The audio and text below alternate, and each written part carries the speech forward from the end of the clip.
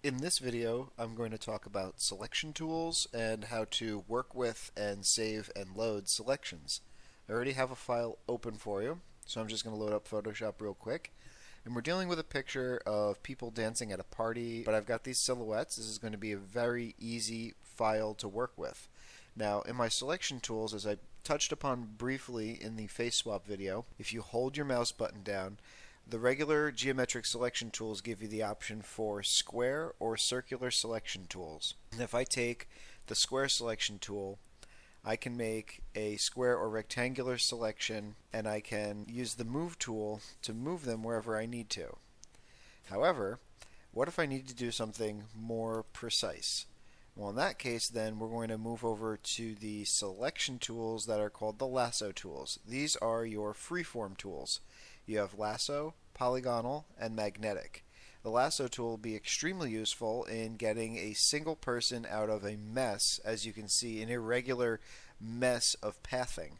So my lasso tool here, I can click and drag, and I can actually run right through under his armpit, come down. I'm going to grab everything, including his shadow. I'm going to come back up, and now I can make an irregular selection just like that.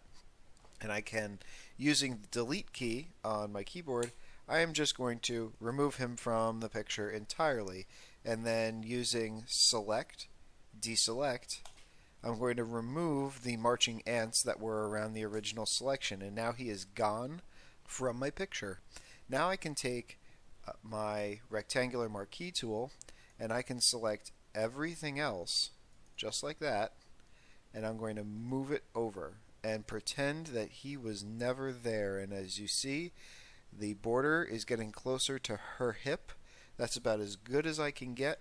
And now I have an adjusted party without the one guy in the middle.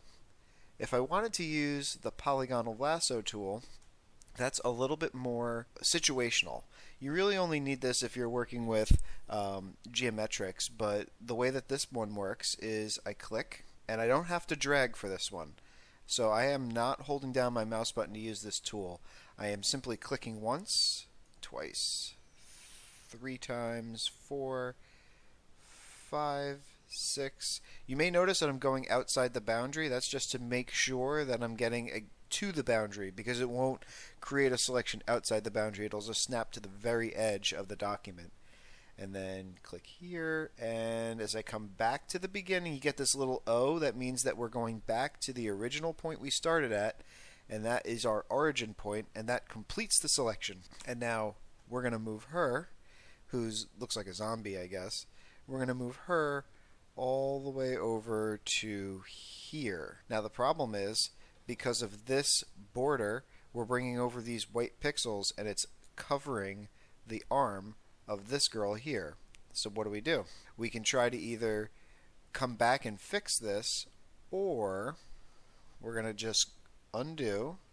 We're going to move her back here, and I am going to, with the polygonal lasso tool again, I'm going to come up here to my options bar, and I'm going to tell the program that the next selection that I make is going to subtract from the selection that I've already created. And by doing this, and I'm going to create a new selection in this overlap here and return to my origin point, and now it has cut out the selection. So if I try to move her again, now I can put her in right over here, and I can preserve that hand because now the selection isn't overwriting it. So now, what if I had a very specific kind of selection that I wanted to save? Perhaps it is the selection that is shaped exactly like him.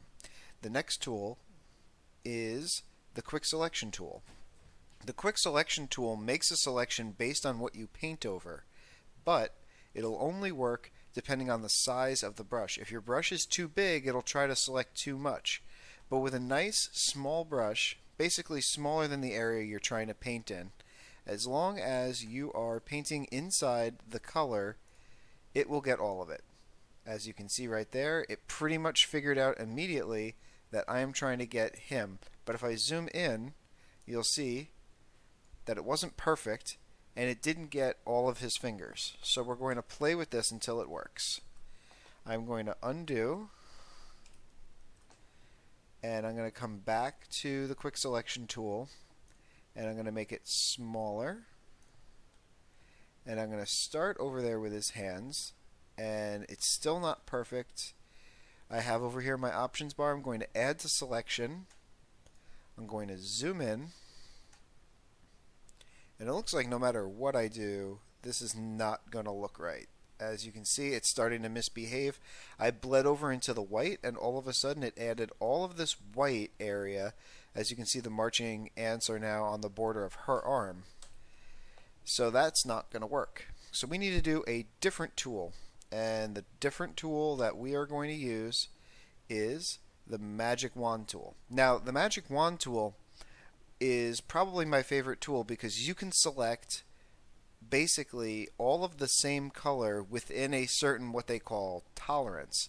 So being that this is black and white, my standard tolerance is 32, but if my tolerance is really high, for instance it's in the mid 100s, like 150 or so, not only would it select black, but it would select instances of gray and light gray as well. But if I'm down low, maybe 10 or so, it's only going to get the closest blacks that it can find. So in this case, I am going to simply click once, and it will make a near perfect selection of all the black. As you can see, it's much better here on his fingers, but it also got her because she is connected to his midsection by her fingers. I'm going to come over here with the lasso tool.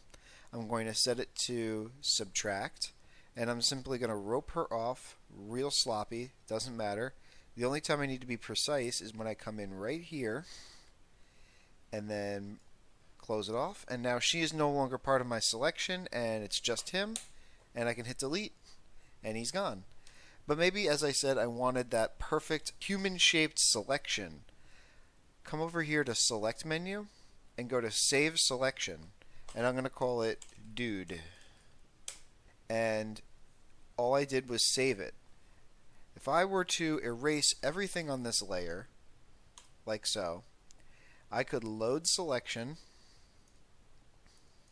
and I could load my dude layer. I will switch to my regular selection tool, back up here in the options bar. If you select as just the new selection tool, while hovering over it, it'll just allow you to move it. And now I have this selection, and I can bring this in as many times as I want. And I can use the paint bucket tool, and I can fill him.